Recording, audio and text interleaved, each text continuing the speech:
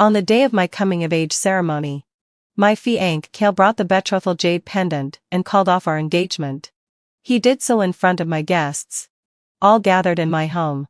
He said that the woman he had always wanted to marry was my cousin, Eloin. Just as I was about to question him, a barrage of comments flashed across my vision. This is hilarious. How could the supporting character even compare to Eloin? She should just accept the breakup without making a scene. The show is starting. Waiting for the supporting character to cry and cause a ruckus. Then watch her lose everything. Exactly. The supporting character's parents treat Eloin like their own daughter. Though. And her brother so quietly enduring yet deeply in love. For Eloin's happiness, he's willing to let her go. That's the kind of thing I just can't help but ship. I stared at the hateful comments directed at me. Without a word, I took back the jade pendant from Kale. In a calm, cold voice, I said, "Fine, heading fulfill bride session." I agreed to the breakup, because I had just been reborn. Huh? Why did the supporting character take back the pendant? She should have been demanding answers from Kale, forcing Eloin to apologize on her knees. And then have Sarah's parents slap her across the face. Right? What happened to the original storyline? No idea. How is this going to continue now? Stupid supporting character is messing up the plot. Seeing that comment, my heart skipped a beat. Yes, having so wide session. My past self had gone through all of that. I took a deep breath, trying to calm myself down. It felt as if those comments could predict the future. But I had already lived through the pain they spoke of. In my past life. When Kale called off the engagement, I lost control. I questioned him hysterically, asking how he could betray me. Kale and I were childhood sweethearts. We grew up together. And I had always known that I was meant to marry him. I used to follow him everywhere. I remember when I was 6. During the Lantern Festival. I snuck away with him to play. He walked too fast for me to keep up, and I ended up lost in the crowd, sitting miserably under a bridge. Crying. Kale spent the whole night looking for me. He hurriedly wiped away my tears with a handkerchief, whispering that he would never leave me again. At that time, he was only 9. He carried me on his back for half at Chunhan City before we finally made it home. When we arrived, my father was furious and wanted to punish me for sneaking out, but Kale took the blame for me. He said it was his fault, that he had forced me to leave. I later heard that Kale was beaten with 30 military lashes. He lay in bed, bleeding, for 3 months before he could walk again. At the time, I secretly visited him. He tried to get out of bed but winced in pain. And with a helpless sigh, he lay back down and patted my head, saying, "It doesn't hurt. As long as you're okay, Zara. Protecting you is my duty. Because I'll be your husband one day." I was young, and didn't understand what husband meant, but I knew he was the one I was supposed to be with forever. I nodded eagerly. I like Kale. I want to be with him forever. After I said that, I saw the boy who had taken 30 lashes without complaining blush slightly. Those days were so wonderful. Although my parents were not overly affectionate, they were never cruel to me. And my brother always brought me treats when he came back from his trips. Most importantly, Kale was always by my side. When did everything change? Eloin was my mother's distant niece. After her parents passed away, she had no one to turn to and was taken in by our family. She was frail and delicate, speaking softly, with big watery eyes that always looked like she was about to cry. At first, I had no ill will towards her and even felt sorry for her situation, treating her like a little sister. But gradually, I noticed that all the attention in the family shifted to her, especially from my mother. That woman, who had never been particularly warm towards me, suddenly seemed to have her maternal instinct to wake and by Eloin. Everything good was for Eloin. And whenever something went wrong, it was always my fault. "Sarah, you're the older sister. You should give way to your younger sister. How could you be so inconsiderate? You were born to cause trouble. This is your fault. And now you're blaming your sister? You're so heartless for such a young age." My brother, too, gave all the snacks and gifts meant for me to Eloin. He would stay up all night reading to her because she was afraid of the dark, and, on my birthday, he arrived late because he went with her to a temple to pray for her well-being. Zara, your birthday comes every year. What does it matter if I'm a little late? Is your birthday more important than Eloan's safety?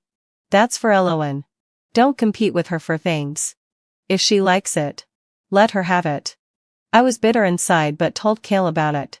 Kale was initially furious, but once he saw Elo and dancing among the flowers, his attitude changed. Eloan is so pitiful. She has no one and is dependent on others. You should take better care of her instead of worrying about her competing with you for your mother and brother.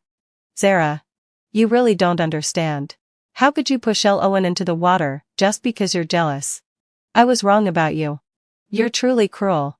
I desperately tried to explain. It wasn't me. It wasn't. She jumped in on her own. Enough. Kale's gaze was sharp and terrifying. If this happens again, I won't let you off. I was frightened. But I never imagined that he would betray our engagement. Until today.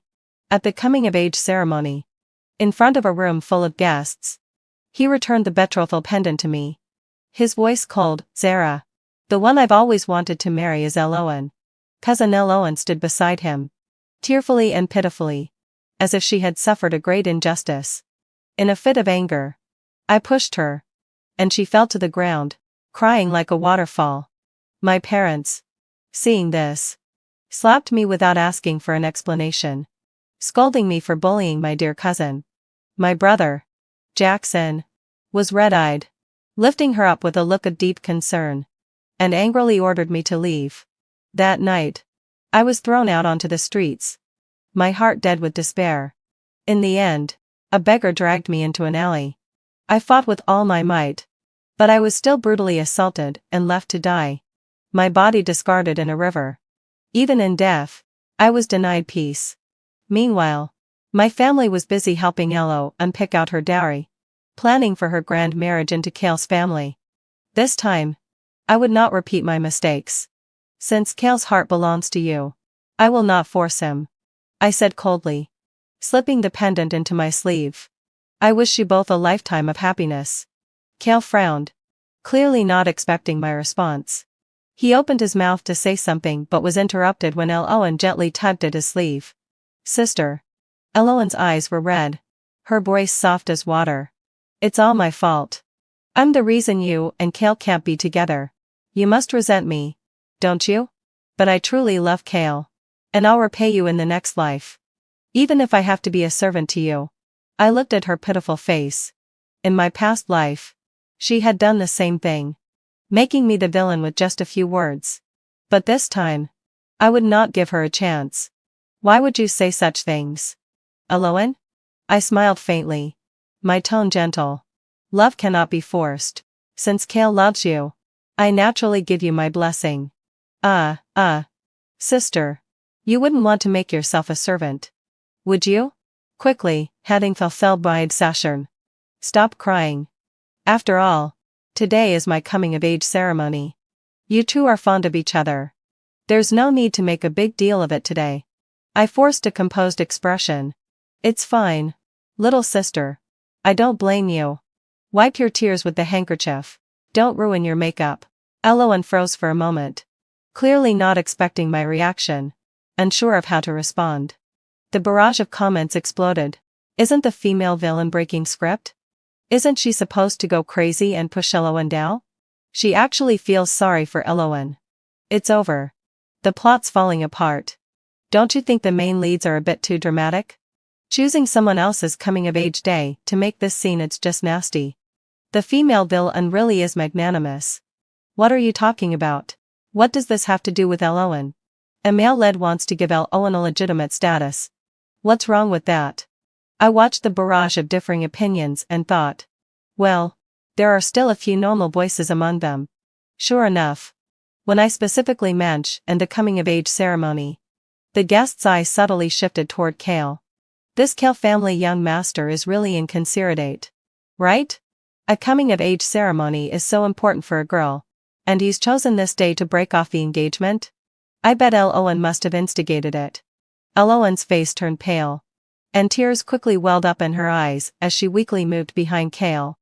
Wow, The female villain is being so manipulative. She's guiding public opinion. Owen. Don't be afraid. We support you. Wait. Don't you think the female villain has a point? And isn't the heroine also manipulating the public to pressure the villain? I can't even engage with you guys anymore. Your morals are all wrong. Cale noticed the strange looks around him and his expression darkened. He spoke coldly. Zara. What do you mean by this? I pretended to be surprised. Looking up. Cale. What are you saying? Isn't what I said the truth? He was momentarily at a loss for words.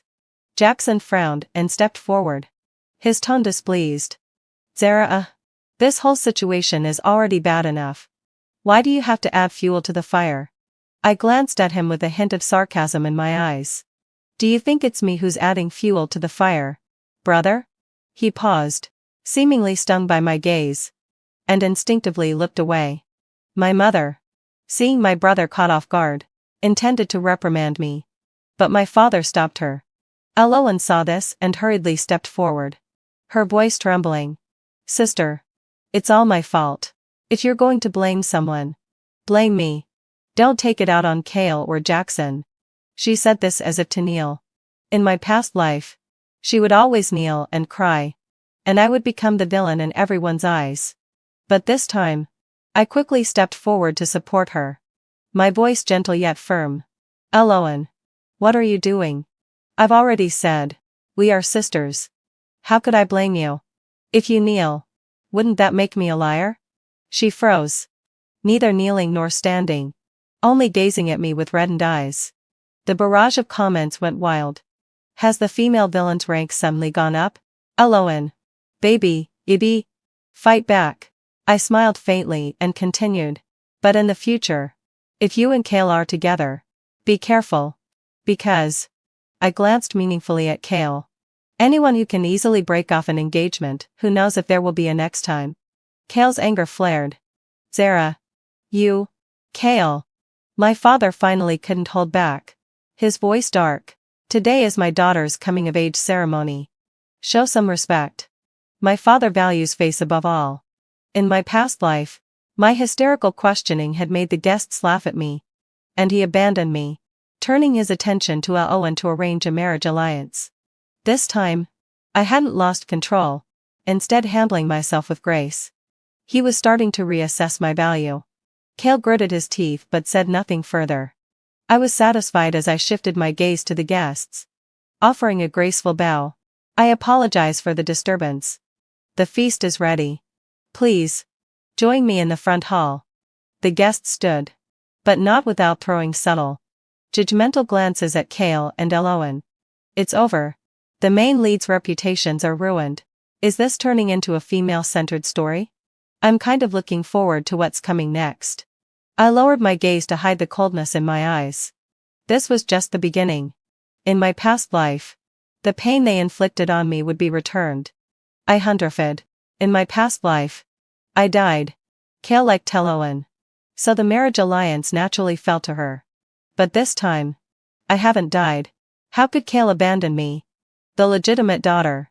For Owen, an orphan living with her family? Cale's solo attempt to break off the engagement, he probably didn't even realize what he was up against. The next morning, after I finished getting dressed, my maid rushed in. Miss, the master wants you to go to the main hall immediately. Someone from the Cale family is here. My heart skipped a beat. So soon? I quickly changed and walked slowly toward the main hall. As I approached the door, I heard Cale's father's booming voice. My son has been foolish. Doing something so absurd. I brought him here today to apologize. I smiled slightly and walked into the hall. There, Cale was bowing and apologizing to his father. Clearly unwilling. Standing to the side, Owen sat next to her mother, who was comforting her gently. When she saw me enter, she shot me a cold glare. Knowing we had guests. You kept them waiting this long. How did I teach you? Enough. Stop scolding her. My father interrupted, frowning. He turned to me. Greet Cale's father. Even knowing my mother was biased, the sting of her reprimand still made my heart ache. I suppressed the pain and bowed to Cale's father. Zara greets Cale's father. Kale quickly helped me up. Zara. Please rise. He turned and glared at Kale. Apologized to Zara. Kale reluctantly stepped forward. Elowen. I was rash yesterday. Please forgive me. Kale. You're exaggerating. I interrupted calmly. Since the engagement has been called off, let's dispense with the formalities. The room fell silent. Kale froze. Clearly not expecting me to be so resolute. My father frowned. Zara? Mind your manners. I met his gaze head on. I just think, since Kale's heart belongs to someone else, our Elowen family can't force matters. I glanced pointedly at Elowen. Elowen immediately reddened, biting her lip. I knew it. Sister. You're still angry that I took Kale from you. Elowen. Don't cry. My mother hugged her tightly. Then turned to me sharply. Zara. Elowen is your cousin. How could you? What have I done? I asked, feigning confusion. Am I to understand that you think I should cling to a man whose heart belongs to another? My mother was speechless at my question. My father, for once, gave me a look of approval, surprisingly agreeing. Zara is right. Kale. This marriage is off. No. Kale suddenly shouted, his voice full of emotion. I don't agree. Everyone froze. Kale stormed to Elowen's side, grabbing her hand tightly. I want to marry Elowen. Father. You promised me. Kale's face turned ashen. You fool. Marriage is a matter for the parents to decide, not something you can mess with. He had promised Zara as his wife, Elowen as a concubine. When had he ever agreed to marry Elowen? Elowen. Kale said, trying to suppress his anger. Can we talk privately? Elowen's father agreed, and the two of them went to a separate room to discuss. After the conversation, Kale returned, looking much more relaxed, while his father looked pleased. Zara. My father said in a deep voice. Kale's family is sincere, so this marriage will go ahead as planned. As for Elowen. He paused. She will marry with you. You will be the wife, and she the concubine. It's the best solution for both sides. Kale wanted to say something, but a sharp look from his father silenced him, and he kept his mouth shut. Elowen buried her face in her mother's chest, tears flowing freely, her fingers digging into her palm. Her beautiful face was twisted in rage. Why should she be a concubine? I was just as surprised by this outcome. Why must our families unite? It wasn't until I saw the floating comments that I finally understood. The marriage between the two families will continue. Kale's family has a bright future ahead. He can become emperor with Elowen's family's help. The supporting character's father is much smarter than we thought, appearing to break the engagement with Elowen. He's actually bargaining for more benefits from Kale. Suddenly, I understood. My father wasn't supporting me. He was using the opportunity to negotiate with Kale's family.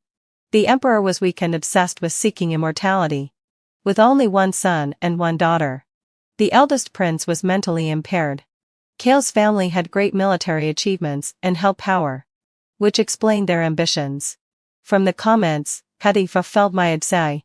I learned that after my death in the previous life, Elowen's family helped Kale ascend to the throne, with Elowen becoming empress, and her family growing immensely powerful.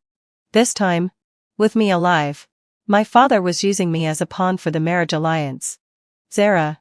Kale said kindly. I was young and didn't understand things before. Please bear with me. The wedding will be set for March next year.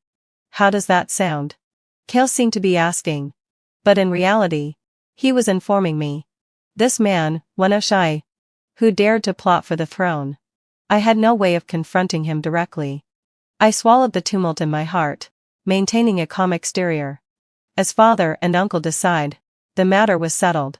My mother comforted the nearly fainting Elowen. And my brother, Jackson, shot me a hateful glare. Are you happy now? Perhaps the pain had numbed me, but I almost wanted to laugh. Did they truly not see that I had no control over this matter? No, they simply couldn't resist my father. So they vented their anger on me. What? The supporting character actually agreed? Something's wrong here. Something's very wrong. I feel like the supporting character is plotting something big. Come on. She likes Dale. All of this was just an act. You've all been fooled, my aunt sigh. There's no way out for her. How can an ancient noblewoman do anything against it? I glanced at the comments. And the last one caught my attention. Indeed, let out a low sigh. I needed to find an ally. Back in my room. I dismissed my attendants and sat down to reflect on what had just happened. According to the comments, if I were the villainess and Kale and Eloan were the main characters, shouldn't there be a villainous male character according to the story's plot? If that were the case, shouldn't I cooperate with the villainous male character? But how could I identify who the villainous male character was? I stared at the floating comments and suddenly had an idea. Perhaps I could find a clue in the comments. Over the next few days, I deliberately provoked the female lead. Eloan was so enraged that she broke several tea sets. I noticed that every time Eloan was involved, the comments would light up, but I still hadn't discovered any traces of the male supporting character, until Princess Sue held a flower viewing banquet and invited all the noble ladies in the capital. By the way, isn't it about time the male supporting character shows up at the flower viewing banquet? Haha. Finally going to meet Silas. The sickly, twisted genius, he's my favorite. Silas YYDS. I can't wait to see him and Eloan meet for the first time. Even though he nearly strangled her, I still love him. Have you all forgotten?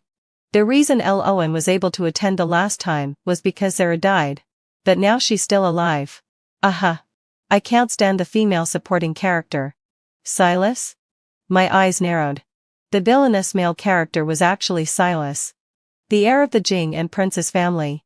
In my previous life, I had never interacted with him, but I had heard that he was gloomy, ruthless, and a terrifying figure that everyone in the capital avoided. However, many ministers hoped the emperor would adopt Silas as a son. If Kale's family had not plotted to take the throne, Silas should have been the one sitting on the dragon throne. The comments mentioned that Silas nearly strangled Eloan, which made me more curious about what Eloan had done to provoke him. I had a feeling the flower viewing banquet would be interesting. But with my current relationship with Eloan, if I suddenly said I wanted to bring her to the flower viewing banquet, she would surely be suspicious. Just as I was thinking of a way to approach the situation, my mother and brother suddenly burst into my room. Sarah, you should let Eloan go to the flower viewing banquet. I put down the teacup and looked up at my mother and brother. Both of them clearly furious. What is this about? Mother and brother? I feigned confusion. The invitation to the princess's banquet was addressed only to me. How could I take Eloan with me? My mother snorted coldly. Stop pretending. Everyone knows the rules of the princess's estate. Every noble lady can bring one companion. Eloan is your cousin. Of course. You should bring her. I sneered inside. To be honest, I really did feel like Eloan was my mother's real daughter. Why else would she always favor her so much? I remember the family nurse told me that my mother had an intense craving for sour apricots from my uncle's estate when she was pregnant with me. Which is why I was born at the estate instead of the Eloan family's home. Could it be? I'm really not her biological daughter? My probing gaze made Eloan's mother flush with guilt. She suddenly raised her voice. What are you staring at? How did I give birth to such an ungrateful wretch won't even take her own sister's side? If I'd known, I should have strangled you when you were born. Sister, if you truly don't wish Eloan, who'd somehow appeared at the doorway, murmured timidly, Eloan will not go. Don't spoil the harmony on my account. Her eyes were rimmed red. She looked as if a grave injustice had been done to her. Whenever she let a few tears fall, Eloan's mother and Jackson would be ready to pluck the moon from the sky for her. This time, she was determined to attend the flower viewing banquet. She would appear before the capital's noble girls and show them that the Eloan household's cousin was treated as more honored than the legitimate daughter. She wanted everyone to know that Zara's title was hollow if one wished to curry favor with the Eloan clan. Henceforth invitations must go to Eloan and no one else. Thinking this, she lifted a hand and pretended to dab away non-existent tears with a handkerchief. Eloan, baby, don't cry. The villain is so vicious. So what if she shows off a little? The villain is surely brewing trouble again. The barrage of comments streamed in, almost all of them condemning me. I gave a faint smile. Mother, you misunderstand. I was only thinking that the princess's household has strict rules for the flower viewing banquet. My sister is new to the capital and might not be used to it. Zara. My brother cut in sharply. Eloan is clever beyond her years, why do you meddle? If you keep making excuses. Don't blame me for not recognizing you as my sister. His words stung. But I rose without showing it. Brother. You make too much of it. Since mother and brother insist, I will escort Eloan. A glint of triumph crossed Eloan's eyes as she murmured, "Thank you, sister." The villain backs down. Good on brother. Can't wait to see Elo and Ezel at the banquet. I lowered my gaze to veil the chill beneath it. The good show you're anticipating will begin soon enough. But before that, I intend to have a word with this Silas. Changhan Tea House. Huh? The secondary male lead is appearing so soon and meeting the villain. They're up to something. Don't stir trouble. I ignored the viewer's shouts and scanned the man opposite me. He wore a dark brocade robe. A muted green jade belt at his waist. His complexion cold and pale as jade.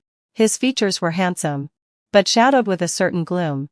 The corner of his mouth lifted into something between a smile and a sneer, intimidating, keeping others at a distance. I calmly lifted the teacup and took a small sip.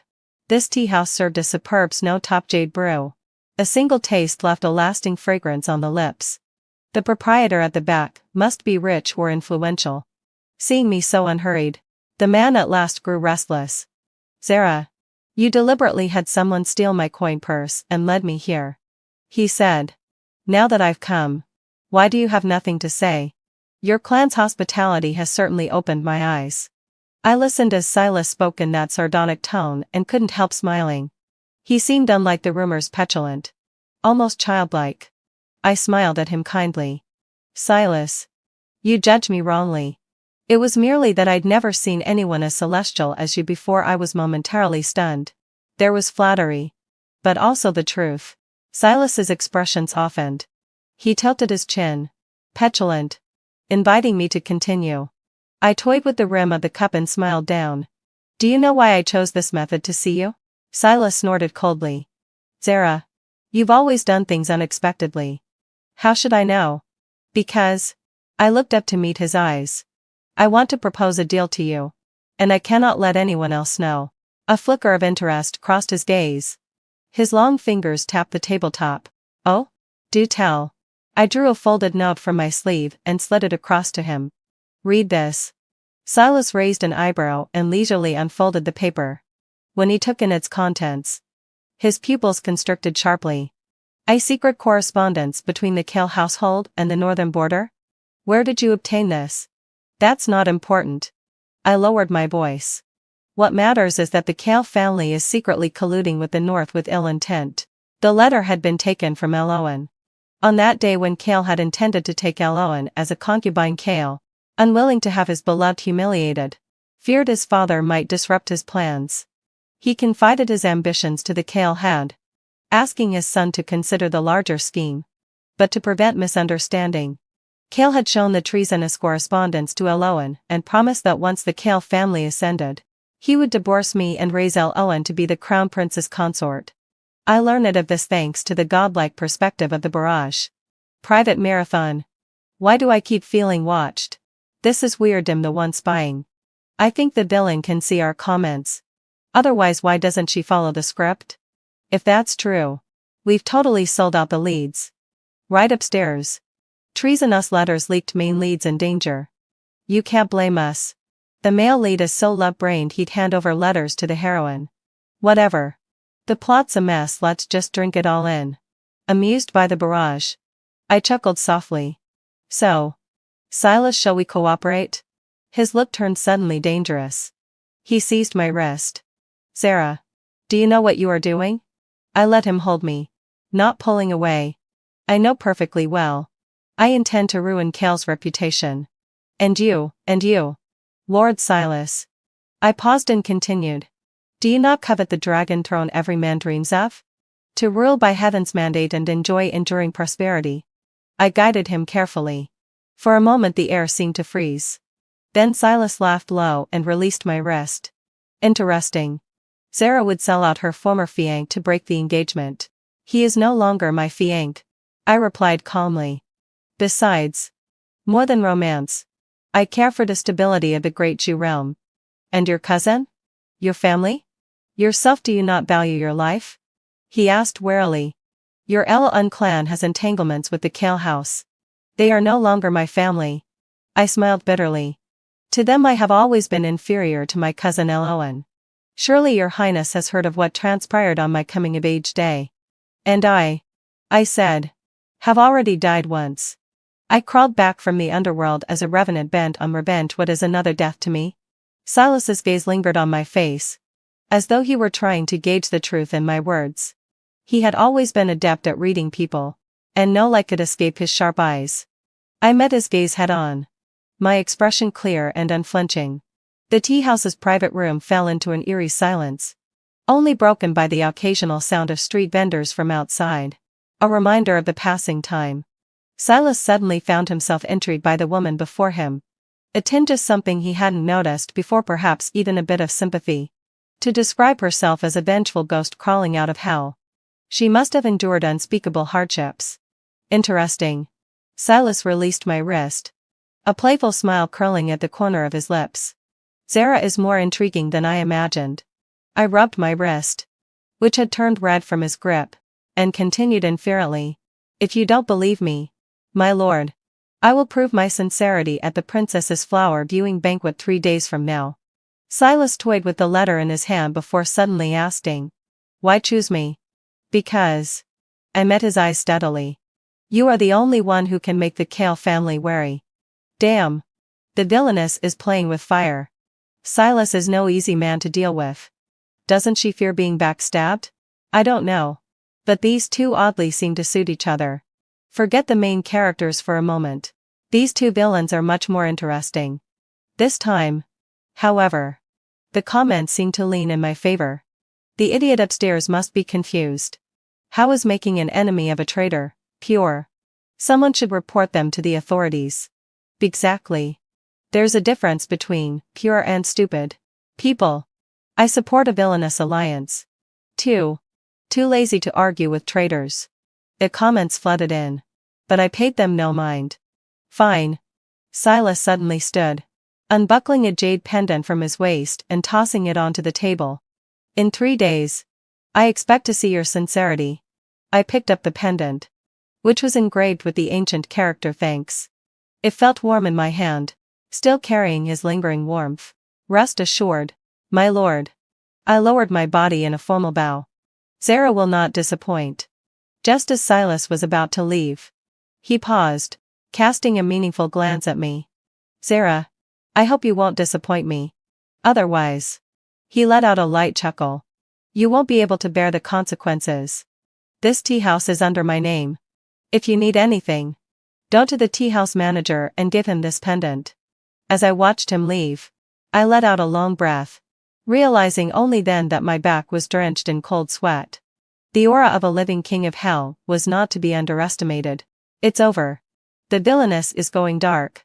I think Silas might actually like her. Forget the previous comments. Focus on the plot. I gently ran my fingers over the jade pendant, a slight smile playing on my lips. My ally was now secured. The dirty work ahead would be his to handle. As soon as Silas stepped out of the tea house, he suddenly sneezed. He looked up at the blazing sun in surprise. Strange. Catching a cold in such hot weather. On the day of the flower viewing banquet, I deliberately chose a simple, elegant dress, while Eloun dressed in bright, eye-catching clothes like a peacock. When she saw me dressed modestly, she couldn't help but sneer. Sister, dressing like this is such a disgrace to the Eloun family. People will think we can't afford proper clothes. I didn't argue with her but instead smiled and replied, I'm not as beautiful as your sister, so it's pointless for me to wear extravagant clothes. But it suits you perfectly.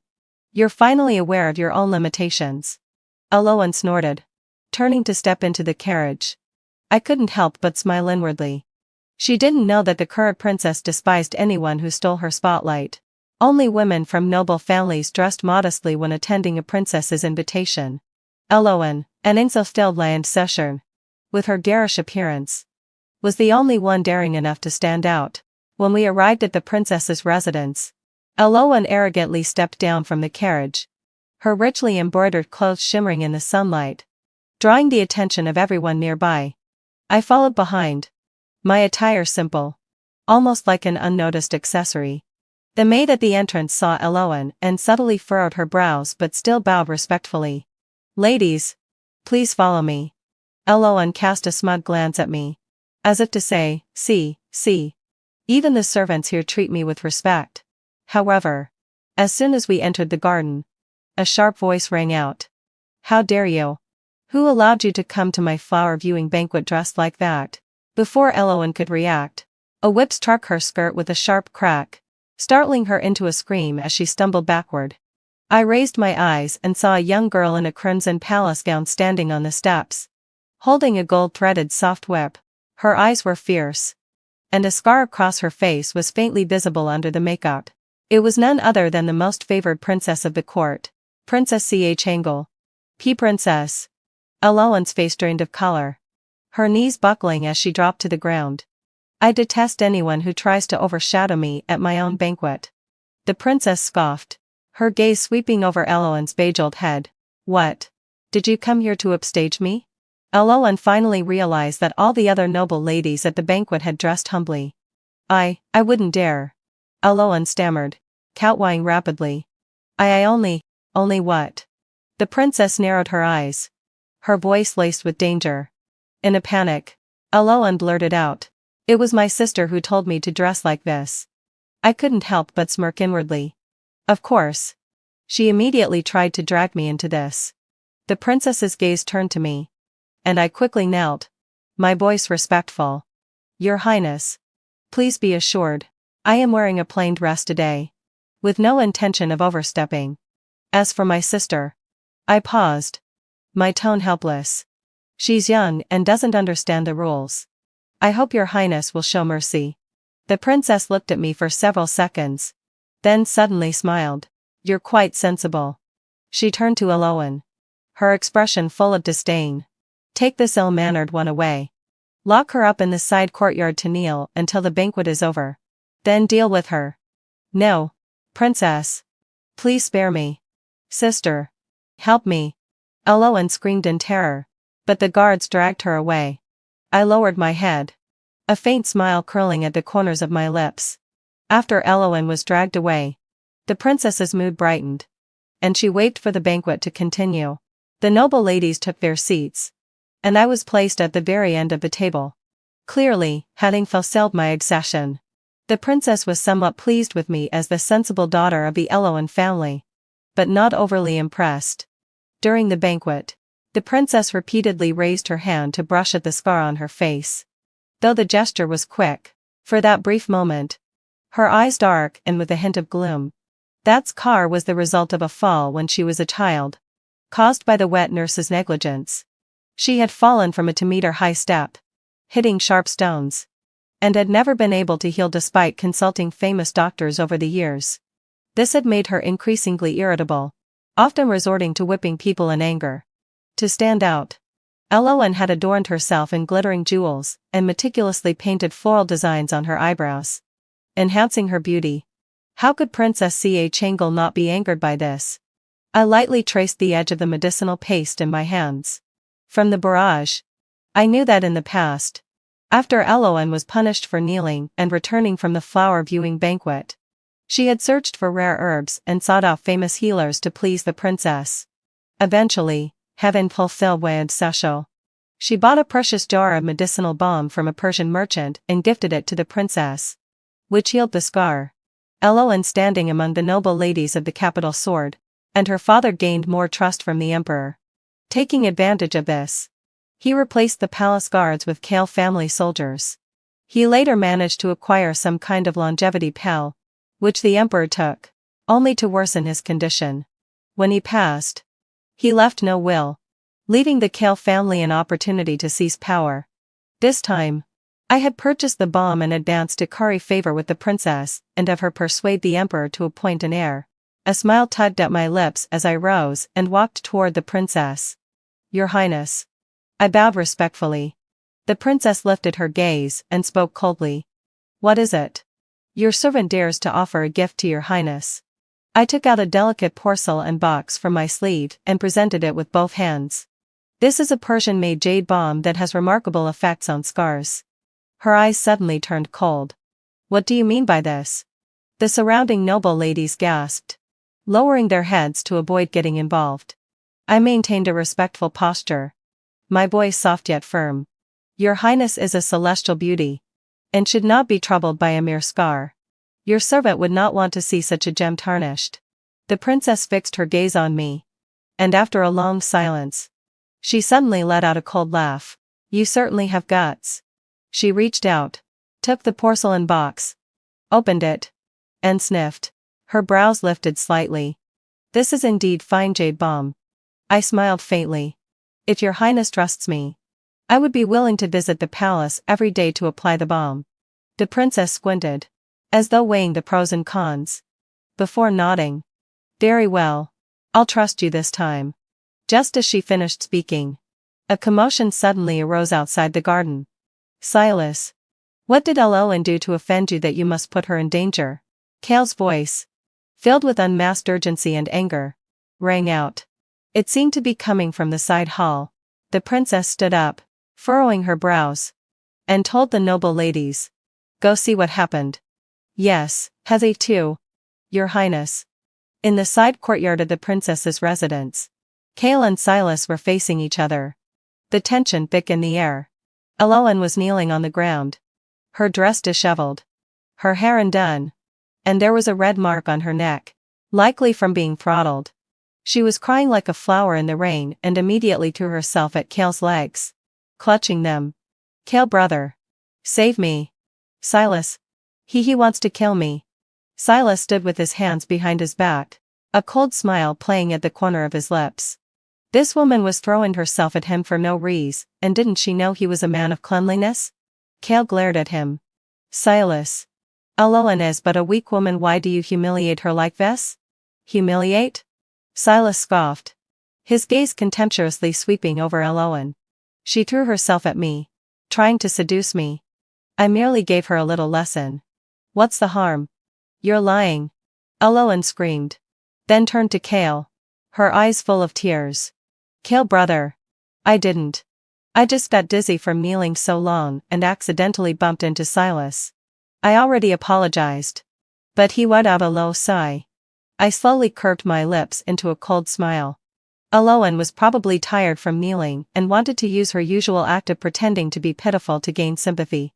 Unfortunately, having fulfilled my obsession, she had picked the wrong person this time. Silas was not the type to fall for her tricks. Enough. The princess's voice rang out coldly, interrupting the scene as she walked over with the noble ladies, her sharp gaze sweeping over everyone. You dare cause trouble in my residence? Kale hurriedly bowed. Your highness. Please forgive me. I was just worried about Alolan. Worried? The princess sneered. What relationship do you and this Alo and have that makes you barge into my flower viewing banquet? Kale was momentarily speechless, his face turning red. Silas interjected at just the right moment. Your highness. Kale and Alolan are in love and have already secretly pledged to marry. It's just that. He shot a meaningful glance at me. Alolan seems unwilling to be a concubine, so she tried to cling to me for a higher status. You slander me. Alolan screamed, frantically looking to Kale. Kale brother. I didn't. He's lying about me. Kale's gaze was filled with conflict, both pity and suspicion. The princess frowned in disgust. I despise women who have no shame. Take her away and give her 20 lashes. No, your highness. Please spare me.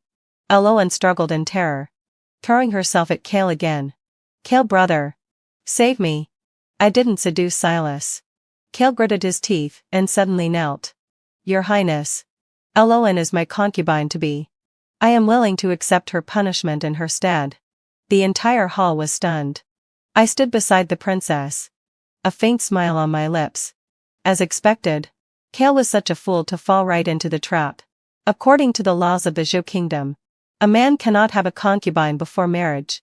Only a maidservant. The princess's eyes turned icy. A concubine? You have a concubine before marriage? What kind of upbringing does your Kale family have? Does the law permit this? Kale froze. Silas added fuel to the fire. Your Highness. The Kale family controls a powerful army.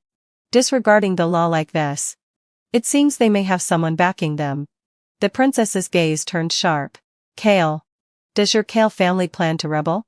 Kale's face turned pale in shock. I would never. Never? The princess's voice rang out harshly.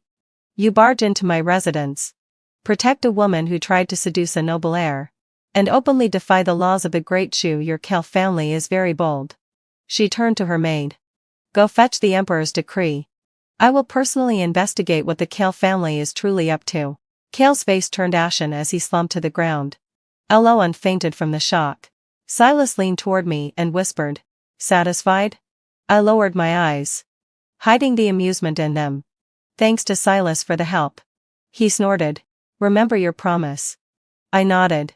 Of course. The barrage exploded. Damn. The villainess and the second male lead have teamed up to ruin the main couple. Kale is such a fool. He jumped right into the pit. The princess is clearly suspicious now. Kale family's done for. Eloan's attempt to steal the show backfires. Returning to the Zara family. The house was eerily quiet. Mother and brother sat in the main hall, their faces dark with anger. Eloan was lying across mother's lap, crying bitterly, her eyes swollen and red. As soon as she saw me enter, she lifted her tear-streaked face, her gaze full of hatred. Slap. Mother suddenly stood up and slapped me across the face. The sting on my cheek was sharp, and a faint taste of blood appeared at the corner of my mouth. Zara. How dare you let Eloan be humiliated at the princess's residence? Mother's voice was harsh, the words cutting like a knife. Do you know she almost had her life squeezed out by Silas? I slowly raised my hand to wipe the blood from my lip, looking up at her coldly. Mother. Don't you think it's a bit biased to lash out without even asking for the full story? Impudent. Mother's fury flared, and she raised her hand again, ready to strike me once more.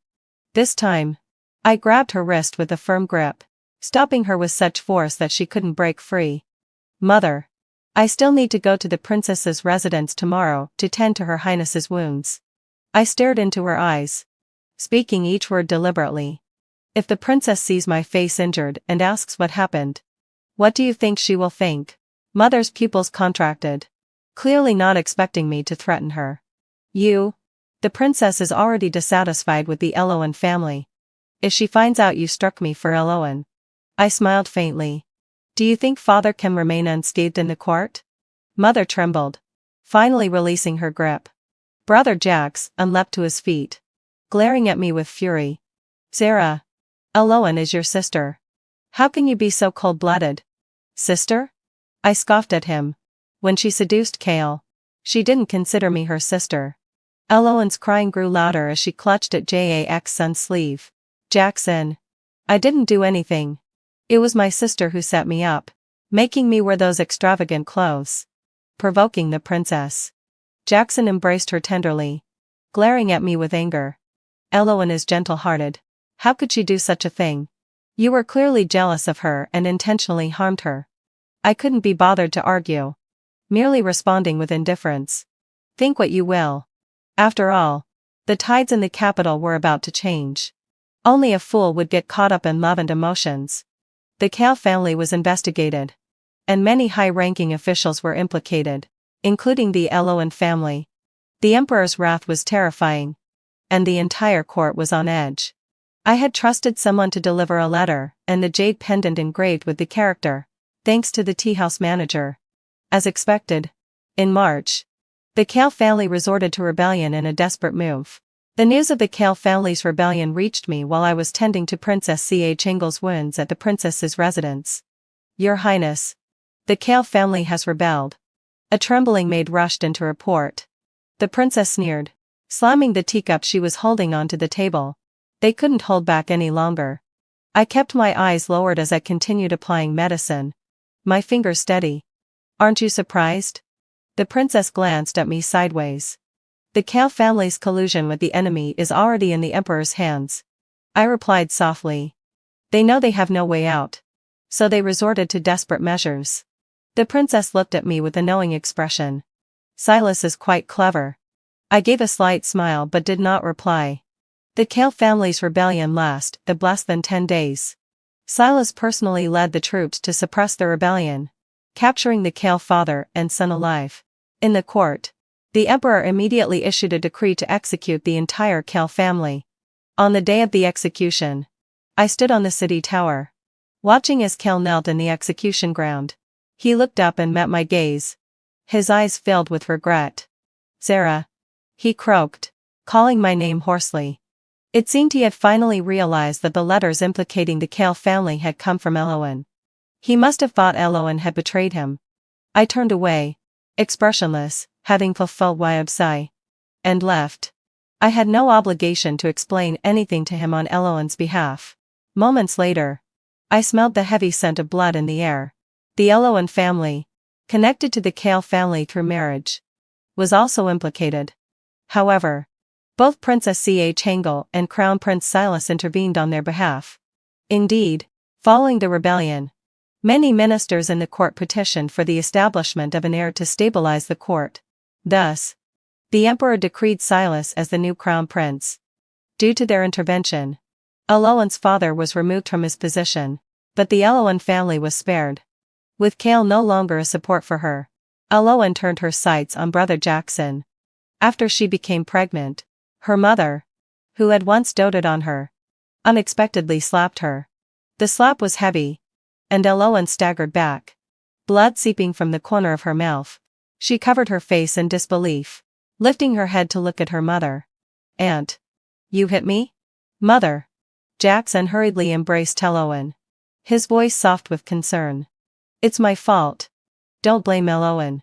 Besides, you've always favored her. Isn't it only right that I marry her? And now, she carries my child." "What did you say?" Eloin's mother's face turned pale, her body trembling. "She's pregnant. Do you know what that means?"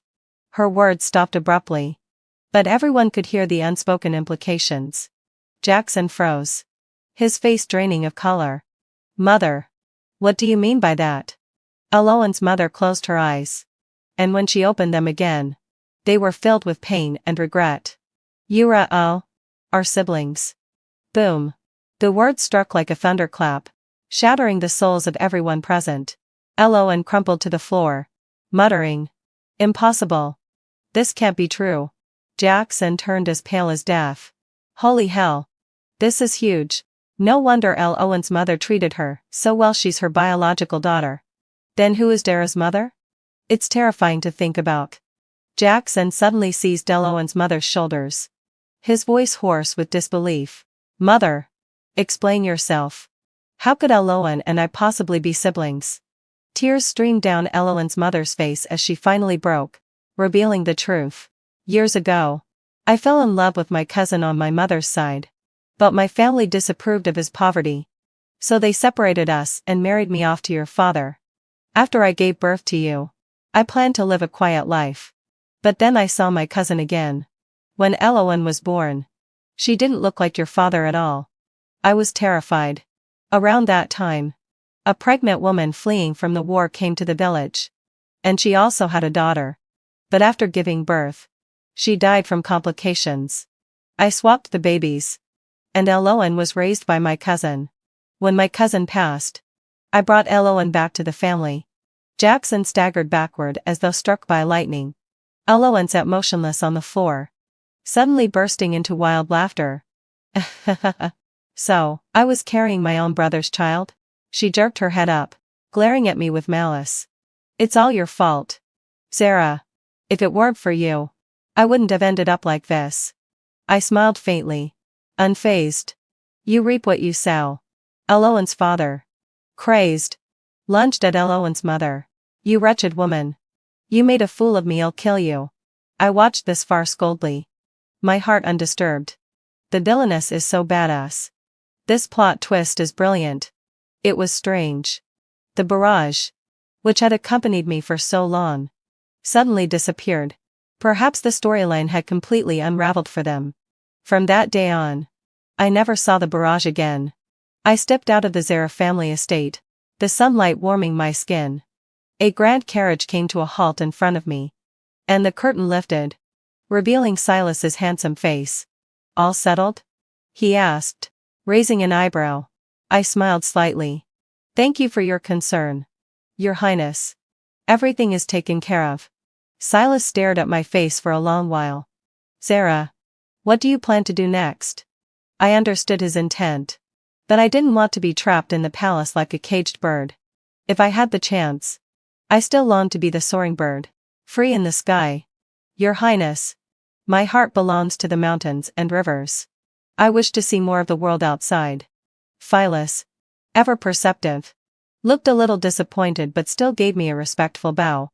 "Then I wish you, Lady Zara, to travel the beautiful landscapes and witness the grandeur of the world." The day Adrian was to return to the city after his time in the countryside caused quite a stir in the entire village. When the Beijing registered sedan stopped in front of our house, he appeared calm, as though he had been expecting this moment all along. As he decided who to take back to the city, he picked up our son, looking at me with a hint of guilt in his eyes. "Aurora saved our son back then, and we owe her a favor. She wants to go to the city, and I can't refuse her," he said softly. "I'll come back for you later. Okay?" After that, he fell silent, merely watching me, waiting for my reply. If I guessed correctly, Aurora was already in the car by then. In the 10 years that I had known Adrian, he often urged me to read more, complaining that all I ever thought about were the mundane matters of daily life. But he never considered this: if I didn't take care of those mundane tasks, how would he have the luxury to live so free of them? Besides, my father had taught me to read. Adrian often referred to me as Yin Yin, my wife, which I understood well enough. He regarded Aurora as the ideal wife in his heart. So what did that make me? The one who had once been married to him? So now, facing his waiting gaze, I remained calm, responding flatly, "I can't interfere with your decision. There are still people in the village waiting for me to tend to them. I'll leave now." When the news reached the village, Urya came running into the house, breathless, and congratulated me loudly. "Linda, it's great. You finally made it." I simply smiled and nodded at her, remaining silent. It was Adrian, rushing home, who frowned after she left. "You shouldn't associate with these country women so much. Don't you want to avoid becoming crude like them?" In the past, I would have nodded carefully upon hearing such a remark. "If you don't want me to associate with them, I won't," I would say. But now, I raised my head and looked at him. "You have the freedom to take people to the city. I also have the freedom to associate with others." This was the first time I had ever contradicted him. Adrian was stunned for a moment, then furrowed his brow. "Are you angry? I'm not refusing to take you to the city. Why are you being so petty?" Upon hearing this, I smiled. Petty? Had he forgotten how he had settled here in the first place? The year he came to the countryside, he was bitten by a poisonous snake while cutting grass and collapsed by the roadside. It was I who carried him back, enduring the village's gossip, and saved him from the brink of death. Everyone mocked me. "You're a young girl carrying a grown man home. Who would dare marry you now? You're worse than a divorced woman." In the village, rumors could destroy a woman's life. I had cried countless nights. But I never regretted taking care of him. He complained about how cold the bed was. So I woke up early and worked late to gather firewood. He wanted to practice calligraphy and read, so I spent all my savings to buy him books. When he had no appetite, my father went to gather herbs for him, but was caught in a landslide and never returned. Later, after his injuries healed, he wanted to find a place to settle here and marry me. I agreed. He swore before my father's memorial tablet, Adrian, will treat Linda well from now on. But now, he said I was petty. I pressed my lips together, choosing not to argue further, and hurried to see a patient. Sister Zhang, who had been bedridden for a long time, grabbed my hand with tears in her eyes. "Linda, thank you for taking care of me all this time. I don't know how to repay you. Now that I know you're going to the city to live a better life, I can finally rest easy." I didn't know how to respond. The villagers all thought Adrian would take me to the city. They said I was lucky to live such a comfortable life. But only I knew that I would never have such a life of luxury. In my previous life, Adrian took our son and Aurora with him. After that, he never returned for decades. So in this life, I decided to let them go and let them be happy. When I returned home, I saw my son running out of my room, holding a few exquisite hair accessories. He proudly offered them to Aurora. "Aurora, take these. My mom's skin is so dark. These pretty things wouldn't look good on her." Aurora smiled and pinched his cheek. "You can't be like your mom. Falling into the trap of money and losing yourself." My son muttered softly. "She's not even my mom." I didn't know how many times I had heard this. Aurora played the role of a teacher, and my son was her dutiful student. Meanwhile, my husband sat silently beside them, holding a book, his ears deaf to everything. The two of them had never respected me, believing I wasn't worthy of them, and they seemed to consider Aurora their true family. When did Adrian change like this? It must have been the day when Aurora returned after graduating from the girls' school in the provincial capital, and the village had hosted a feast for the entire village. After attending the banquet, Adrian seemed to have discovered his deep admiration for Aurora. He often sighed. "I never expected such an open-minded and educated woman could come from such a remote place." My son also hugged my leg and laughed. "Yes, having fulfilled my obsession. Mom, she's like a goddess. I wish you looked like her." It was from that moment onward, the father and son began to drift away from me. I went around the village treating patients, and often saw them together. Under the willow tree, having fulfilled my obsession, the tall young man generously handed the money I had saved through hard work to Aurora. "Take it. And if it's not enough, just ask me for more." Aurora pursed her lips. "These few aren't even enough for me to buy some face cream." Was Aurora short of money? No, what she lacked was the identity of a city woman, and I had long seen through her little schemes. In Adrian's eyes, Aurora was young and beautiful, while I had grown pale and withered, my skin like the bark of a dead tree. But it seemed he had forgotten that I had once been the most beautiful girl in the village. And it was after giving birth to our son and exhausting myself for this family that I had become like this. Adrian sighed. "Linda earns so little. Don't hold it against her." In my previous life, hearing these words would have caused my heart to twist in pain, and I would have charged at him, ready for an argument. But Adrian's disappointed gaze stopped me. "Such a narrow view. Can't you stop being so petty? Aurora saved our son." He was right. When our son had contracted pneumonia during the autumn harvest, he had barely survived the winter. It was Linda, upon returning home after graduation, who brought the imported medicine that saved him. Remembering this, I had no words to argue. I could only silently watch as they left. And then, they became even worse. Our son began to follow her around every day, bringing the steamed buns and meat I had made for them. The food I couldn't bear to eat was given to another woman. The villagers saw it all. They laughed at me, and they also laughed at Aurora. When Aurora was dragged to the ancestral hall by the village head to kneel as punishment, Adrian tried to follow her inside. But no one outside the Aurora family was allowed to enter their ancestral hall. After being thrown out, he found me and told me he wanted a divorce. He laid it out for me carefully. To protect Aurora's reputation. This is the only way. She can't let the villagers gossip behind her back. Linda. Aurora was afraid of being criticized. Didn't I fear it too? I didn't agree. Adrian stormed out, slamming the door behind him. The next time I saw him, Aurora was holding him, her eyes red and swollen from crying. What am I supposed to do? There was a tenderness in Adrian's eyes I'd never seen before. "I'll divorce her before I go back to the city. And then I'll marry you. Yin yin, yin yin. My wife, I'll make those words come true." I thought maybe leaving at the right moment would be a good thing for me. I was unaffected by Adrian's return to the city. I continued collecting herbs on the mountain as usual. When I came home, Aurora was sorting through their luggage. The medicine pills I had prepared for Adrian and his son were discarded like trash. They didn't know that these pills, which seemed useless to them, were made from my father's secret recipe, something he passed down to me with his full devotion. These pills might not cure every ailment, but they could easily treat many stubborn illnesses. Adrian looked down at Aurora, his face full of tenderness. Don't worry about anything else. Just make sure you've got your documents. Aurora smiled shyly and scolded him lightly. You're something. I knew exactly what they needed, those documents for wedding photos. The marriage certificate. How pitiful.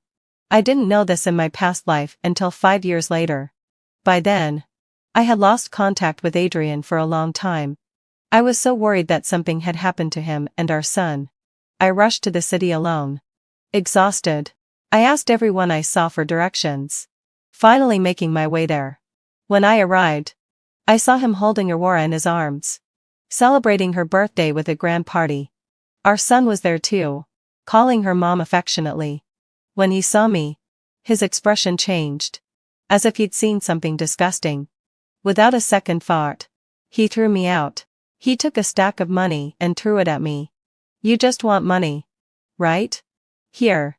Take it and go. Don't disturb my parents' 5th wedding anniversary. I felt like I was struck by lightning. My son looked at me with disgust. You're divorced already. Stop clinging to us. Do you want to be the third wheel? Hearing my son, whom I carried for 10 months, call me a third party almost knocked me off my feet. Adrian heard I was there and threw me some money. At first, I was grateful to you. But I truly love Ayin. Leave now. I never want to see you again. It was at that moment that I realized I had been a joke all along. The last time I saw them, I was tied up with Aurora. The kidnappers sneered at us. New lover. Old love. I don't believe he won't save any of you. We won't lose. Adrian and his son rushed over. None of them even looked at me. When I was pushed off the cliff by the kidnappers, the 3 of them embraced each other and wept. My death was just a page floating away for them. I begged the heavens, asking for another chance at life. When my thoughts returned to the present, I looked up at Adrian, who was walking toward me. There was no longer any trace of the admiration I once felt for him in my eyes. I'll send you money for living expenses every month. You don't have to work so hard collecting herbs anymore. I listened to Adrian and calmly responded with a simple. When he saw I didn't say more, Adrian grabbed my hand. Where are you going? Help me pack my clothes. Oh, and our son wants you to cook for him. He said he won't be able to eat your cooking for a long time. His tone was soft, but his eyes were full of condescension, as if they needed me. Like I should feel lucky. I spoke calmly. You didn't like the clothes I patched, did you? Don't bother packing them. Just throw them away. As for, I glanced at our son. There's leftover food in the kitchen. He can heat it up if he wants. I still have to see patients. I'm very busy. I don't have time. Hearing this, both Adrian and our son's faces changed. He grabbed me, speaking in a low voice. Don't let your anger show in front of Aurora. It's embarrassing. Before he could finish, our son spoke up. How much can you earn by treating patients all day? You're better off staying home and taking care of us. Do you want to be like your father? Going up the mountain to pick herbs and killing yourself? At those words, my body went stiff. My father was a well-known kind-hearted doctor in the area. His reputation. I wouldn't let anyone slander it. A next second, I raised my hand and slapped our son across the face. But Aurora blocked it. There was a proud smile in her eyes, but tears flowed down her face. Linda, no matter what, you shouldn't hit a child. Our son charged at me, like an enraged little beast, and knocked me to the ground. Even Adrian shoved me aside, gently stroking Aurora's face with concern. My lower back slammed into the table leg, sending pain through my body. Our son is right. The mountain is dangerous. You shouldn't follow in your father's footsteps. Upon hearing this, I gritted my teeth and slapped Adrian across the face. Adrian, are you still human? Anyone can insult my father. But not you. He died collecting herbs for you. In the past, when I went up the mountain to collect mushrooms, herbs, wild vegetables, and firewood, they always complained about what I brought back. When I broke my leg and nearly lost my life to a tiger, they blamed me for being careless. But now, with Aurora around, They started pretending to be considerate. In the evening, Adrian hugged me and whispered an apology. I've sent our son to Aurora's family. He's just a child. Don't be angry. I shouldn't have said those things earlier. I'm sorry. Before he could finish, the door suddenly knocked. Uncle Zhang came in, holding a indeed, with a mansard beside him. Linda, I have some free time now. Why don't we go ahead and count all the mountain goods? Adrian slowly turned his head and looked at me in confusion. Why suddenly sell everything?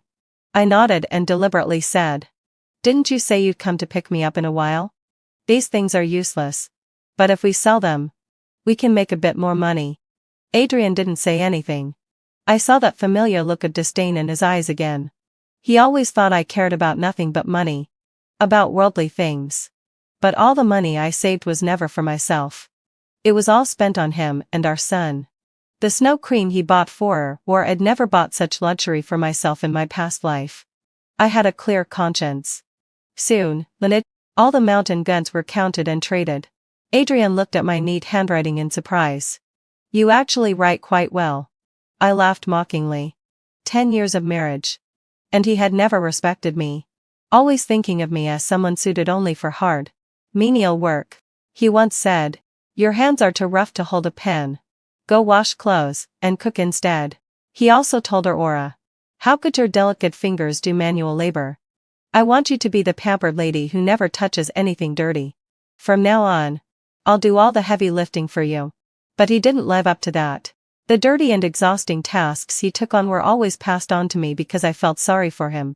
He took it for granted that he could enjoy my care and efforts. Yet, he held nothing but contempt for me. I had just seen Uncle Zhang off when someone came running from afar. Shang-Ji. Shang-Ji.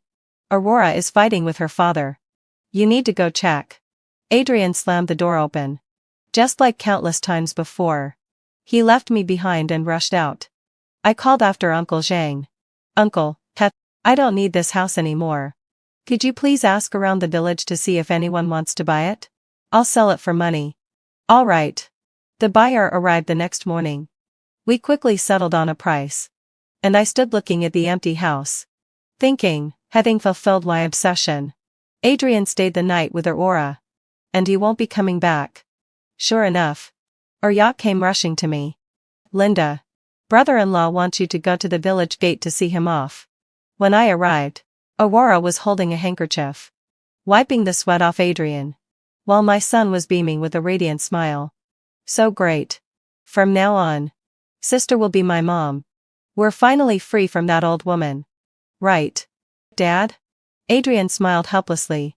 Yes, Yething fulfilled my obsession. But when she comes, you'd better put on a smile for her. After he said that, he took out a bunch of red envelopes from his pocket. Dear villagers. Thank you all for looking after me and Aurora all these years. These are just small tokens of appreciation. Please accept them. All these years. He had never given me anything. Even the jewelry my father bought for me had been sold off by him. Now that he was leaving, he still hadn't left me anything. Instead, he generously gave many people he didn't even know just to uphold her or his dignity. He wanted to show everyone that Aurora would have a good life. But he never thought about how others would see me. Facing the mocking gazes of the villagers, I walked forward. Aurora, under the pretense of giving me a hug, leaned close to my ear and whispered, you'll never be good enough for Adrian's family. They don't need a wife like you. If you truly love them, don't come back. To them, you're nothing but a burden. I looked up at her. Not crying. Not making a scene. Just saying, to them and to myself, safe travels. The car kicked up a cloud of dust, blurring my vision. The villagers slowly dispersed. I looked at the ox cart I had rented not far away. For the first time, I smiled from the heart. It felt so good. I was leaving this place. Linda, in this life, you will live for yourself. The day Adrian returned to the city, all the prominent figures in the compound came. As the Minister of Health, Adrian was smiling widely. Ah. This must be my little grandson. And this must be my daughter-in-law? He looked at Aurora with admiration. Aurora blushed. But Adrian remained silent. For some reason, As he watched this joyful scene, he thought of me, alone and miserable back home. He picked up our son and sat down. The banquet began. A variety of lavish dishes were served. Aurora, smiling brightly, served him food. Eat more. Adrian accepted all of it. But he showed no interest in the delicious food before him. His appetite had been spoiled by me. When he was recovering from his injury, I took care of his every meal. I made him nutritious meals.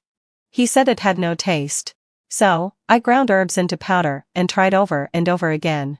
Eventually, having fulfilled my obsession, I managed to make the food taste just right for him. Our son was the same. At this moment, he refused the food Aurora offered and frowned. It's disgusting. I don't want it. Aurora, always gentle with him, now forced him to eat. You just returned. Do you want to make Grandpa and Grandma dislike you? Our son, startled, opened his mouth and ate. He felt nauseous. The taste like chewing wax. And then, he remembered me. His mother. After the banquet, he drank several gulps of water to suppress his urge to vomit, tugging at Adrian's sleeve and complaining. Dad. No, I mean, Mom. I want to eat the food Mom makes. Adrian looked at him and sighed. I want to eat it too. But since we're here now, we have to adjust to this place. Aurora cleverly hid her jealousy in her eyes and reminded him. Little Diane. It's time to change how you speak. You can't call him Dad anymore. You need to call him Dad. And you can't call her Mom. You need to call her Mom. Otherwise, people will think you're a country bumpkin. She let out a soft laugh. You don't want to be laughed at like your mother. Do you? Our son pursed his lips and nodded. I understand. I won't be like that stupid woman. Annoying everyone. As soon as the words left his mouth, he was whisked away by someone Aurora called. He needs to learn manners. Aurora explained. Our son heard Adrian say. Let him rest for a couple of days. He just arrived. And then came Aurora's sweet voice. But I want to spend time with you alone. The son, with red eyes, was pulled away. He suddenly felt that Aurora wasn't as nice to him as she used to be. That night, Adrian Austin turned. Unable to sleep, he hadn't eaten much during the day, and now his stomach hurt terribly. Staring at the empty house, he thought of the time we spent together in the small cottage in the village. Back then, when he couldn't eat, his stomach hurt. I would gently massage his stomach every night. Drink some medicine? I made it for you. It'll make you feel much better. I would bring the bowl to his mouth. He frowned, complaining it was bitter. I'd smile and say, don't worry. I've added brown sugar. And it's not bitter at all. The medicine wasn't bitter. And when he drank it, he would look at my face, feeling that having me as his wife was his fortune. But what had he done? Even though there were several spots available for the return trip, he selfishly chose only our son and Aurora, heartlessly leaving me behind in that village. As the pain blurred his thoughts, he got out of bed and went through his luggage. He remembered the medicine I had pushed into his bag. Sure enough, he found the old porcelain and jar at the bottom of the bundle. Inside was the medicine powder I had ground. He made a cup, drank it down. The familiar taste of the medicine, softened by the sweetness of the brown sugar, alleviated his stomach pain. He suddenly found himself thinking of me. Father. No, Dad. The son stood outside the door, cautiously peeking his head in. I want to sleep with you. As soon as Adrian saw him, he knew what was going through his mind. He smiled softly. Do you miss your mother? The boy nodded, his eyes reddening. The people here are so mean. They say I can't do anything. Bet I'm not worthy of being the eldest grandson of the Adrian family. Adrian furrowed his brows, silently noting this in his mind. He stood up and walked over to the phone, dialing the public number in the village. He waited. Hello. Who is it? A familiar voice from the countryside answered. Adrian spoke gently. Uncle Ning. Could you tell Linda to give me a call when you see her tomorrow? All right. I'll let her know. After hanging up, he rubbed his son's head. Time to get into bed. The boy smiled and jumped onto the bed, clinging to Adrian and looking up at him. Dad. Are you really going to marry Sister Aurora? Adrian paused, but my face flashed through his mind. He nodded after a moment. What do you like about Sister Aurora? What did he like about Aurora? Adrian hesitated. After a long pause, he replied, because she's reasonable. And she understands literature and the arts. She and I are on the same page. When Adrian first met Aurora, she sat under a tree, reading a book, sunlight casting over her, making her look impossibly beautiful. And in front of her stood me, having just finished picking herbs. I smiled and handed her the neatly sewn medicine pouch. I heard from the village head that you'd been having trouble sleeping. This is a sleep aid I sewed for you. Please take it. Standing there, with my skin dark and from working in the fields, I somehow made Adrian feel ashamed to be around me. He looked at my rough hands, then at Aurora's delicate ones, and thought, if only I could be like Aurora. Later, he and Aurora discussed everything under the sun, new knowledge, romantic tales from the outside world. He was stunned by her intellect. For the first time in years, he felt truly alive. Thinking back, he now felt that bringing Aurora back with him had been worth it. The next morning, Aurora pushed open the door and walked in. She frowned as she saw the boy lying in Adrian's bed. You're getting too big for this. You can't keep clinging to your dad. The boy looked at the unfamiliar Aurora, his eyes red with grievance. Normally, Aurora would comfort him, but she ignored him, turning instead to Adrian.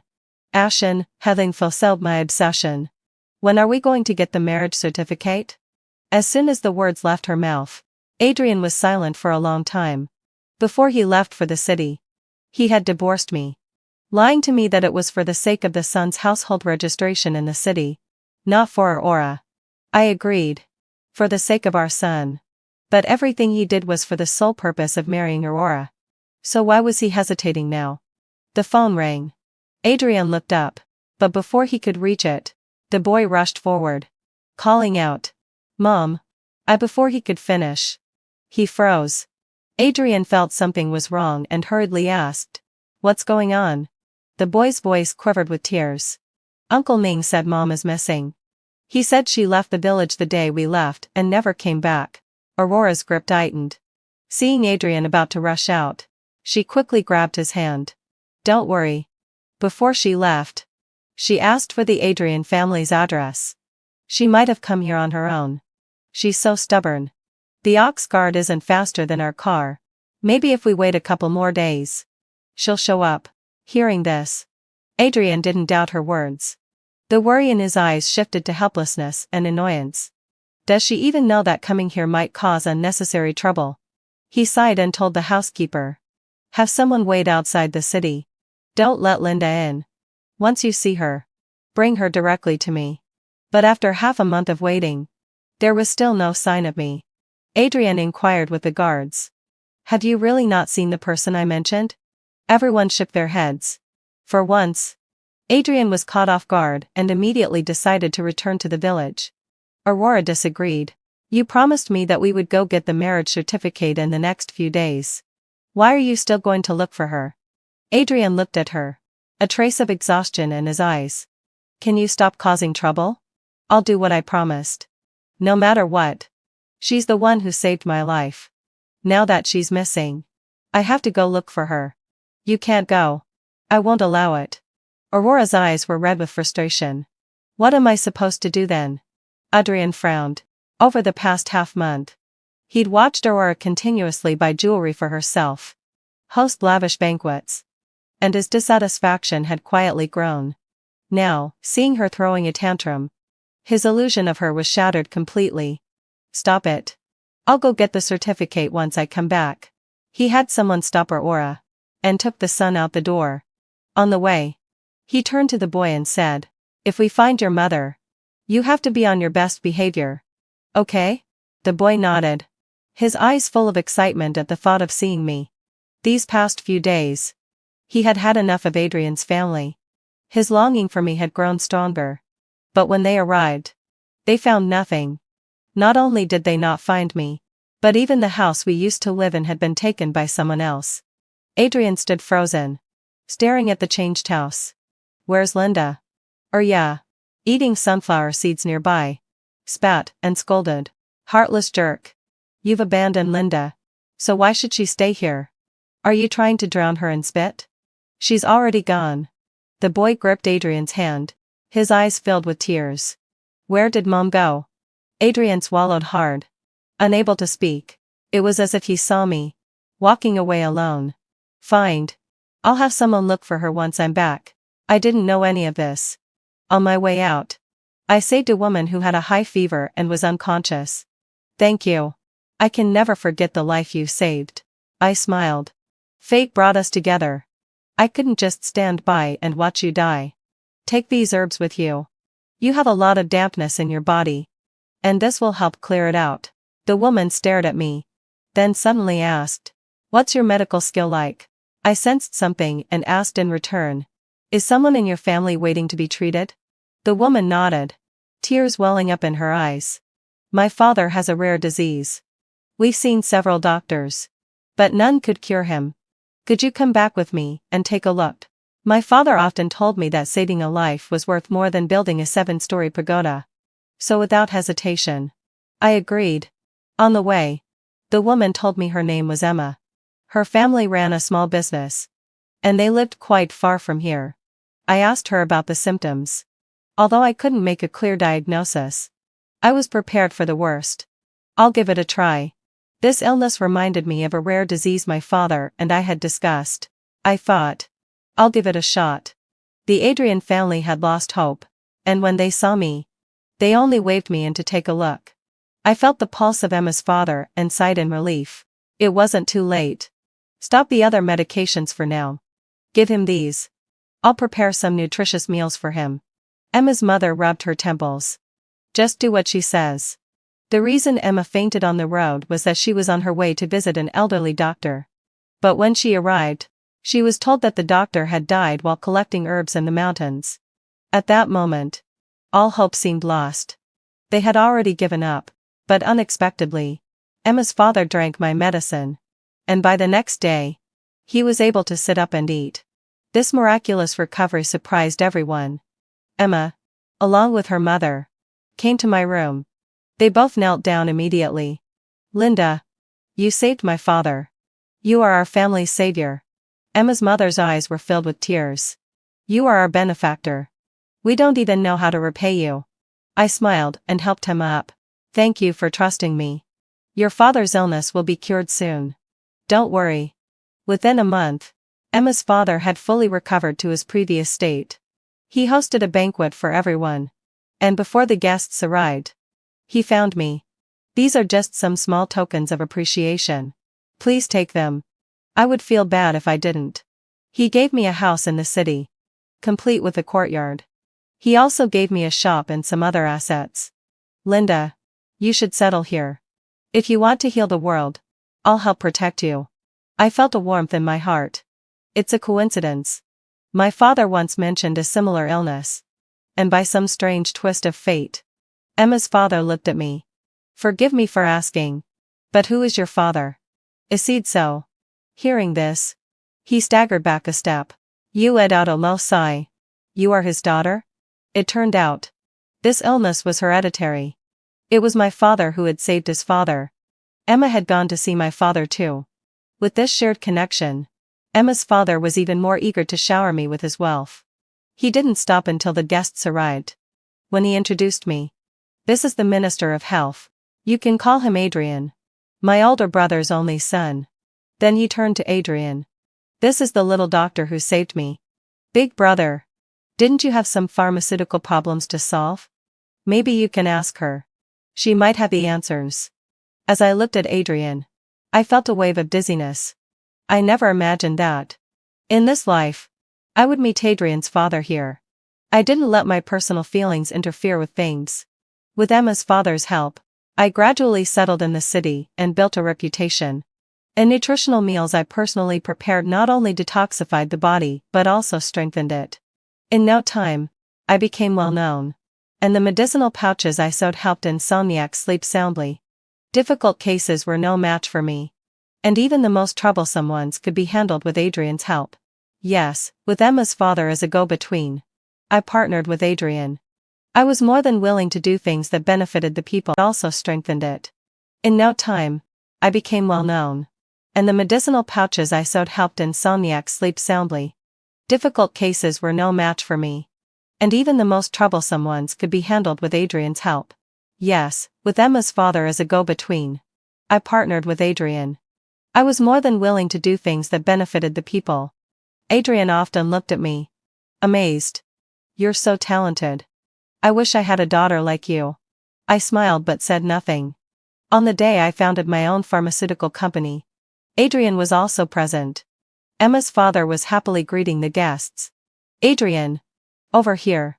Come. He introduced me with a smile. This is Adrian. My nephew. My older brother's only son. He went to the countryside a couple of years ago. And just returned. He seemed a bit regretful. If he didn't already have a child, I would have tried to introduce the two of you. I kept a polite smile, pretending not to notice Adrian, who was already frozen in place. Hello. I'm Linda. It had been half a year since we last met. He had become much thinner, with dark circles under his eyes and a weary face. As for me, without the constant interference from my son and him, I had the peace of mind to study medicine and take care of myself. My skin began to glow. The short hair I had cut for convenience began to grow long again. The gray hair disappeared, replaced by smooth, jet black locks. My hands, once as rough as tree bark, started to recover under Emma's supervision. They became soft and fair. If he hadn't seen me at my best before, Adrian wouldn't have recognized me now. You're so cold-hearted. After Emma's father laughed, he stared at me, his voice hoarse. If we hadn't run into each other today, would you have avoided me forever? I looked at him, my tone emotional. I never intentionally avoided you. Nor did I want to see you. You abandoned me. So, that didn't fulfill land so. I don't need you anymore. Adrian. Now I'm Adrian's business partner. And I hope you won't make things difficult for us. His lips moved, as if he wanted to say something. But before he could, Aurora came running over and linked her arm with his. Ah Sheng. Who is this? At first, she didn't recognize me. But when her eyes met mine, they widened in disbelief. You? How could it be you? Her voice drew the attention of the people around us. Adrian walked over and furrowed his brows. What do you think you're doing? What's with all the shouting? Then, Leno. He turned to me with a slightly apologetic look. Linda. You should be called Linda now. My son's friend here doesn't know any better. Don't mind her. I sharply noticed the word friend. I was a bit surprised. Had Adrian not married Aurora in this life? Listening to Adrian jokingly smooth things over, I didn't make a fuss. But Aurora wouldn't let it go. Uncle. Don't be fooled by her. She's just a country bumpkin, with no real skills. How could she possibly establish such a big pharmaceutical company? Shut up. Adrian couldn't take it anymore and grabbed her forcefully. What are you trying to do? Watching their interaction, I couldn't help but laugh. So this is how their relationship had turned out. The surrounding guests all turned their attention toward us. And I stepped in to diffuse the tension. These are just small matters. Nothing to worry about. Before we leave, I'll have Xiao Zhan bring some gifts for everyone. So please, bear with us. Seeing my confident and calm demeanor, Adrian released his grip on Aurora's arm. My son was also brought over from the children's table. When he saw me, confusion flashed across his face. After recognizing me, his shock was nearly impossible to hide. You? How can you be my mom? In his memory, I was always shabby, rough, and unattractive. But now, he rushed to hug me, his eyes sparkling. Mom, you look so beautiful now. Are you here to marry Dad? I've missed you so much. I interrupted him, pulling his hand away. Inside the room, Adrian, who had been frozen in shock, slowly came to his senses. He listened to the entire account of what had happened. Furious, he slapped Adrian across the face. You worthless fool. How could you do something so despicable? How could you treat Linda like this? Adrian hung his head, a red handprint appearing on his face. I was wrong. Dad. I was wrong. Get out of here. Let me have a proper talk with her. Adrian was seething. ready to strike again. But I stopped him. He looked at me, eyes full of love. You've suffered.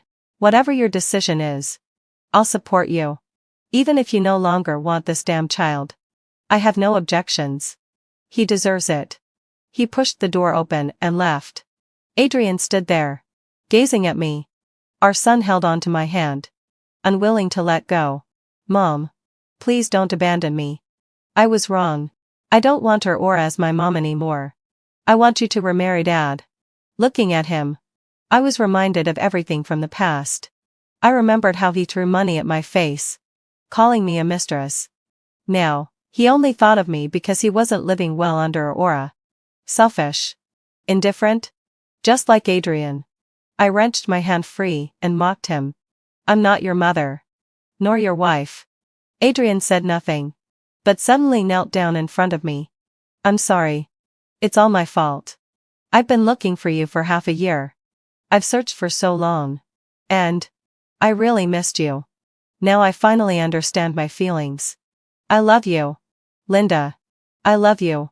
Can you give me a chance? Enough. I cut him off in a low voice. Feeling nauseous. Our son burst into tears, which made my heart a storm of frustration. I knew I couldn't keep avoiding them. It was better to clarify things now. Seeing both of you reminds me of how foolish I was in the first half of my life. Seeing you, Adrian, makes me so disgusted I can't sleep. You don't love me. You just think I'm good to you. You're just unwilling to let go. I spoke coldly. Go away. I never want to see you again. When Emma heard about this, she rushed over. She looked at the father and son who had just left, then at me, her anger boiling over. They deserve it. What they did. My father says it's worse than the actions of pigs and dogs. She embraced me. Don't worry. Even if he's my cousin, I won't let him hurt you. The Lynn Pharmaceutical Company officially began its operations. I no longer had time to argue with them. I provided jobs for women who had no standing. They could collect herbs for me, sort the herbs, and even pack and sell the medicines. My business flourished. And when Adrian visited me, he couldn't help but remark, "You really are something. You've made such a good life for yourself. I knew I didn't misjudge you. It's just a pity about Sigh. That damn kid." I knew he still wanted me to become his daughter-in-law. So I directly addressed it. Adrian's father. There's no possibility for me and your son. Those words hit Adrian, who had entered holding a bouquet of flowers. He moved his lips. Linda. I furrowed my brows. But then I heard him say, I came to order nutritional meals and medicine packs. I'm sorry. He placed the bouquet on the table and turned to leave. But not before looking back. I'm willing to wait until you forgive me. Adrian left with him, muttering all the way. I heard the news. I heard that Adrian had kicked Aurora out of the house. I heard that Aurora made a scene at the Adrian family's door, only to be thrown back to the village. But what did that have to do with me? I had Zhao Zhang take the flowers apart and distribute them to the women at their workstations, wishing them happiness every day. As I turned around, I saw my son, eyes full of tears. I didn't wait for him to speak. I took a red envelope from my bag and handed it to him. This is your child support. I'll send it to you every month. Don't come looking for me again. In his past life, he had used money to dismiss me. Now, it was my turn to use money to send him away. My son cried out loudly. I don't want money. I want my mom. Mom, hadn't fulfilled my session. I miss you. I waved my hand. Zhao Zhang had someone drag him out, sending him back to the Adrian family. In the following days, I kept traveling by train, negotiating partnerships everywhere. I barely saw them again. Occasionally, hadn't fulfilled my sigh. When we did meet, Adrian would quietly assist me from the background. He never remarried. Our son grew up to be the capable young man I once hoped for. Father and son still wanted to see me, but they didn't dare to force their way into my life against my wishes. After another round of negotiations, I gave myself a break. Looking at the rearview mirror, I saw the two of them quietly following behind. I sighed. When I chased after them before, they treated me like trash. Now, with my own life, They began to show me respect. So, people should respect themselves and my for themselves at least once. The end.